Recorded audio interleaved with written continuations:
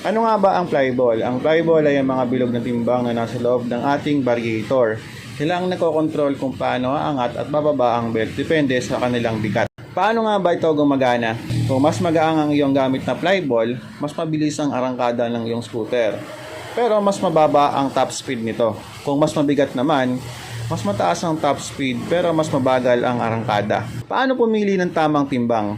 Kung pang city driving lang, mas magaang ang flyball na marirecommend ko para sa iyo. Kung pang long ride naman, mas mabigat ang flyball na kailangan mo for better gas consumption. Ito naman ang mga tips sa pagtotono.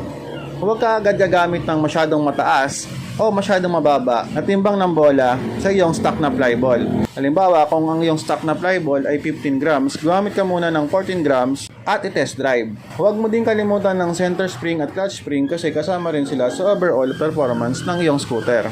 Makikita mo dito sa simpleng video kung paano gumagana ang flyball sa ating CVT. Sa kaliwa ang variator pulley. Dito nakalagay ang mga flyball. Ang mga orange naman na bilog sa video, sila ang flyball. Sila ang nagtutulak palabas kapag umiikot. Kaya na itutulak nito ang belt. Drive belt naman ang nasa gitna na itim na guhit. Sila ang naglilipat ng puwersa mula sa variator papunta sa clutch pulley.